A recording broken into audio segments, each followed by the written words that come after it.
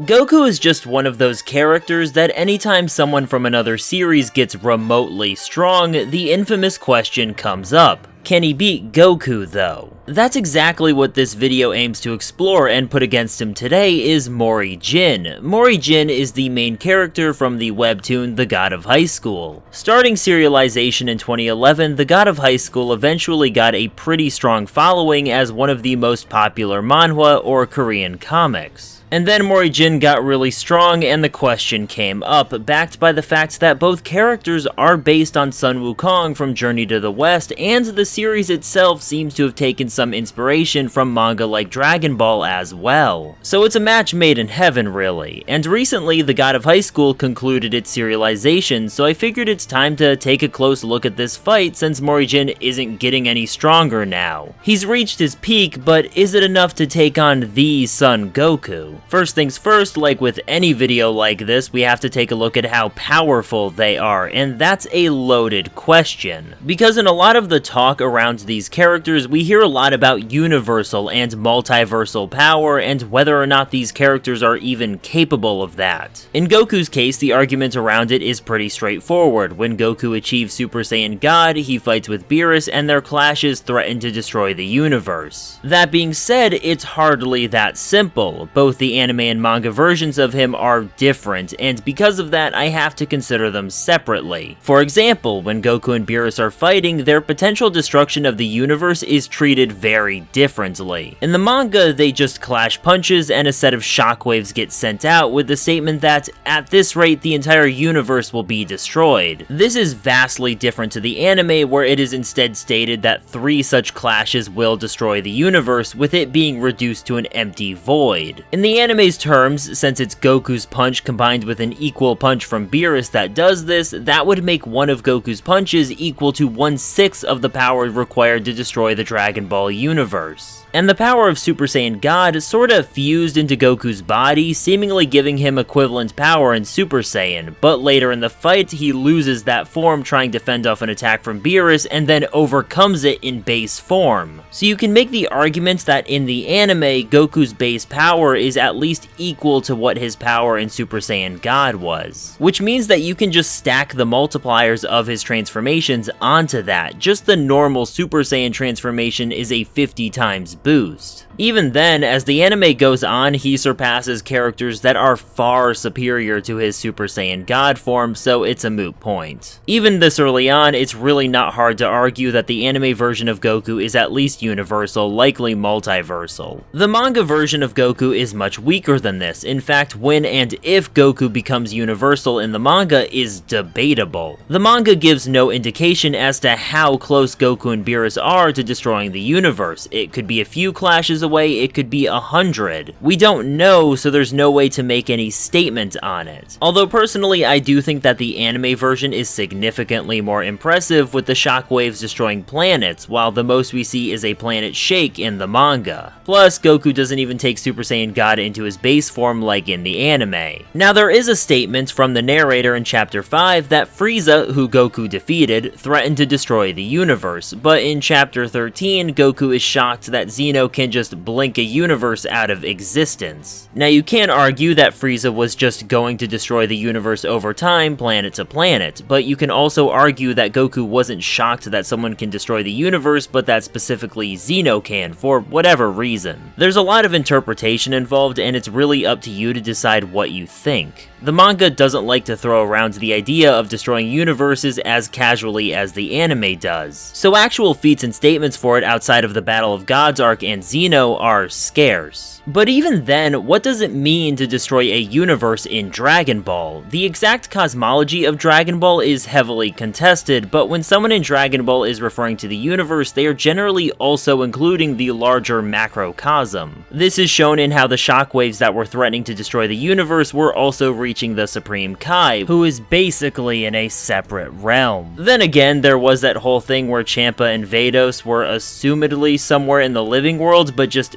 physically traveled to the Supreme Kai, so take that as you will. Also, a lot of people argue that the Dragon Ball universe is infinite, but it also has a definite edge, with Earth being near that edge. Depending on how you interpret the cosmology of Dragon Ball, universal power in those terms can mean a lot of different things. But this brings us to the main question of the video: does Mori Jin have the power to match? That is a complicated question because the limits and extent of Mori Jin's power is rather vague. I guess we'll start at his most well-known feat, in which he uses a technique called Jaebong Chim to amp his own power by 250,000 times. He then summons a clone of his as borrowed power, and they both perform their own respective techniques, and in the space of 100 picoseconds, the narrator describes the action as turning off the universe. This has led to a lot of debates, and the narrator doesn't help because the wording is just weird. I mean, what does turning off the universe even mean? You can't take it completely literally. That being said, this feat also gets downplayed a lot to Mori simply blowing away the sun for a moment. This is blatantly untrue, as we can visibly see the whole universe go dark, not just the sun. Plus, the narrator does use the word universe explicitly, so the most likely interpretation of this feat is somewhere in between these two extremes. At the very least, he briefly put out every star in the observable universe, if not the entire universe. That being said, I don't have a calc for that. How do you even begin to calc such a weird feat? Even the author regrets writing that line in hindsight, but I think he was clearly trying to portray such an absurd level of power without actually destroying anything, portraying power that can be felt across the universe. What's important to note, however, is that Mori Jin continues to fight Satan, who has entered his third phase. Satan is able to take hits from Mori without getting blown apart. This is important because during this fight and after the power-up wore off, Mori is released from his loop of binding, and then Mori defeats Satan with a couple of kicks. It's heavily implied that having the loop of binding removed gave him similar power as to when he had that 250,000 times buff, as he otherwise should have lost that exchange with Satan. Now, why am I going through the specifics of a fight that happened over 200 chapters before the ending? That's because after this fight, Mori's divine power is stolen from him and sealed away. For most of the series after that, Mori spends the series in a permanently damaged, mostly human body, aside from the ability to briefly transform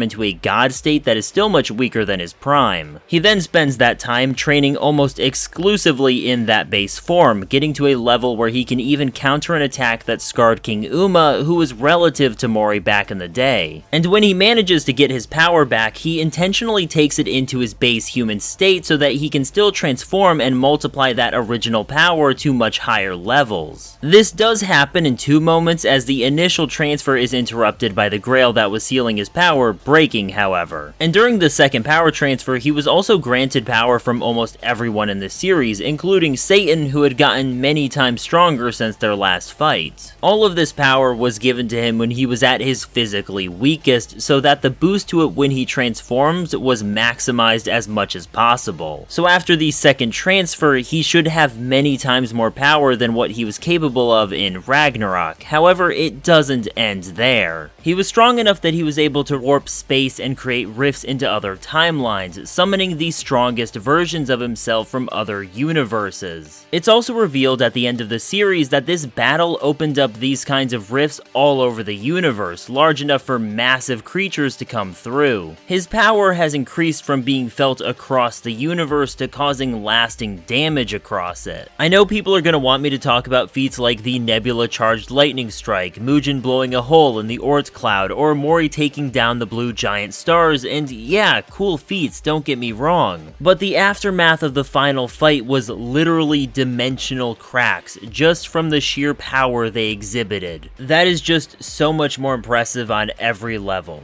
And then he receives even more power, with everyone on Renewal Earth granting him not only their strength, but permanently transferring over their abilities and skills. This results in a massive boost in power, whereas before he was getting slashed up by Mujin, those same attacks end up doing little actual damage after this amp. Now yeah, he did get a lot stronger, but that's not evidence of universal scaling, and I do think a lot of people in the community are really trigger happy to give that kind of power to earlier versions of Mori. A good example of this is when Mori Jin defeats a god called the Seventh Owner, and it's revealed that inside of it is a gate that allows someone to access another place. A lot of people have argued that this makes Mori a higher dimensional being since he was able to damage reach this. That probably isn't the case here though, as the gate seems to be a device inside the 7th owner as opposed to the god itself operating on 4D logic. But I do understand the contention. This same kind of contention happens with Dragon Ball. A good example of this is when Hit traps Jiren in a cage of time and Jiren just brute strengths his way through, time not really meaning anything to him, and since Goku later beats a much stronger Jiren, Goku is theoretically also above the concept of time to some degree. However, in the manga, Hit's time skip is also time manipulation, but it has the limit of not working on people who are notably above his level. So Goku in the manga isn't portrayed as having power that surpasses time, but power that surpasses Hit. That's just another way that Goku in the anime is way stronger than the manga, giving him literally infinite speed. The idea of infinite speed is that in the speed formula, if you take out the factor of time, then a person is able to travel any distance in literally no time. Some people do try to further argue that Goku in the manga also has infinite speed, and I do understand why. The biggest evidence of this is Granola being faster than instant transmission, but I find this evidence to not be very compelling since Granola credits the speed to some kind of technique. A lot of people also argue that it wasn't the technique that was faster, but Granola's usage of it. And I think ultimately we can be somewhat confident that manga Goku isn't on this insane level. During his fight with Gas, Goku leaves him on a planet and Gas has to travel back to him by flying, and we're told that this will take Gas 20 minutes. Gas at this point is stronger than Goku, and his speed is very finite and very measurable since we are given a time frame and it's not 0. But how fast is manga Goku? Well, he is at least faster than the spaceships of the Dragon Ball world, which are capable of traveling long distances in space quickly. In this particular instance, Gas had to travel a distance that was outside of his and Goku's normal teleportation range, which is possibly intergalactic, some believe. In the real world, the closest galaxy to our Milky Way is the Andromeda, which is 2.5 million light years away. Just going galaxy to galaxy in this 20 minutes would require a speed of over 65 billion times the speed of light. And this is probably a decent lowball since the Dragon Ball universe is bigger than a couple of galaxies, but unfortunately Dragon Ball is just not very generous with where exactly places are, so we aren't left with a lot to work with. Mori Jin's speed is also well above the speed of light. In chapter 207, we see Ilpio looking for Mori and he can't sense him in a range of multiple planets. And when we see Mori, we don't see any of those same planets around him, meaning they are likely in separate solar systems entirely. Then Ilpio gets in a fight and loses with only one visible wound, meaning the fight was very quick. Mori then senses Ilpio and blasts off, showing up to block the second strike.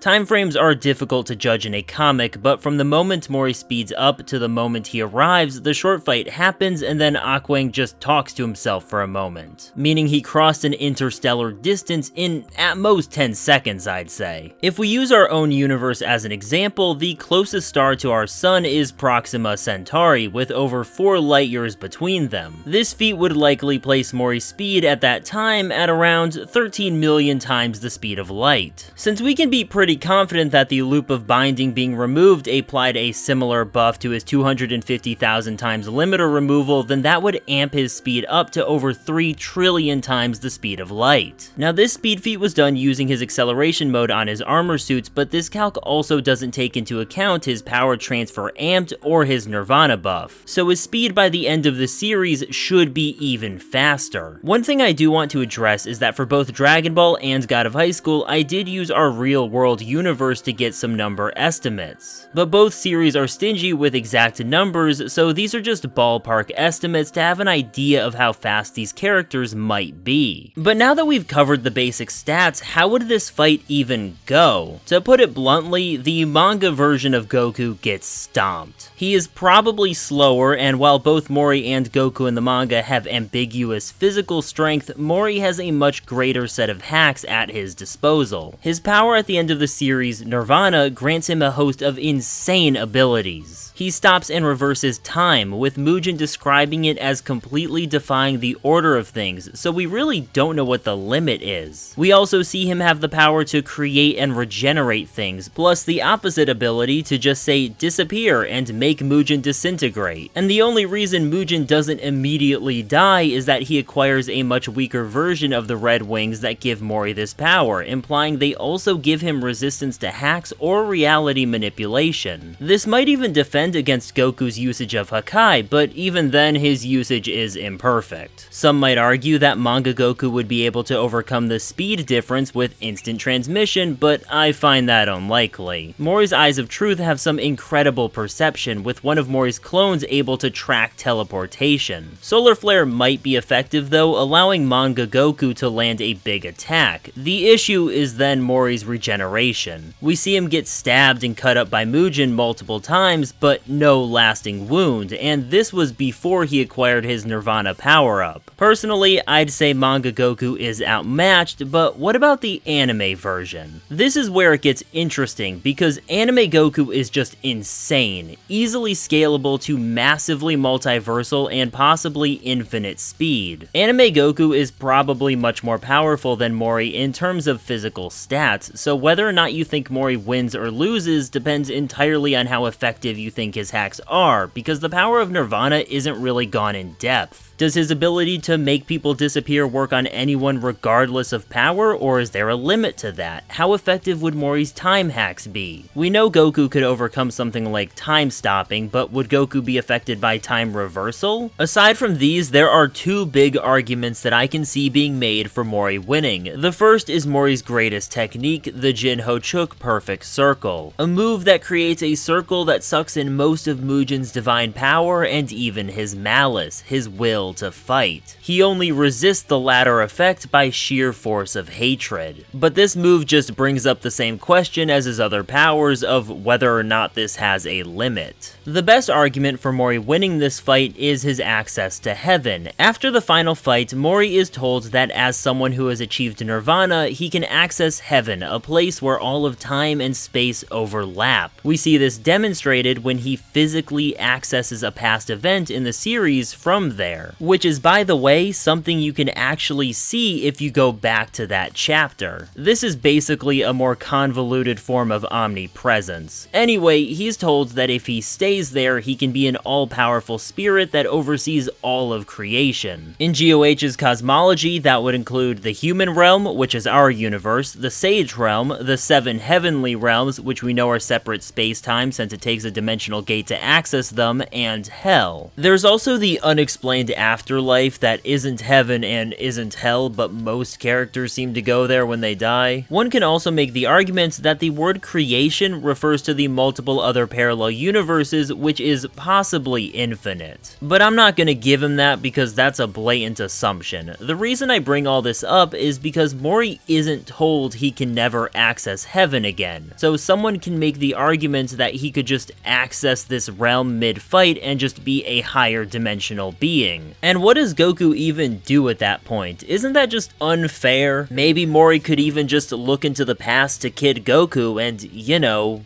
kill him. Then again, some will argue that Goku is also higher dimensional, so maybe not. But that's all purely interpretation. A lot of this fight is, because Goku is just an insanely powerful physical fighter, whereas Mori is far more hacks-based with ambiguous limits. So who do you think wins such a crazy fight? Be sure to let me know in the comments below. And if you want more videos like this, do be sure to subscribe. Take care and have a good one.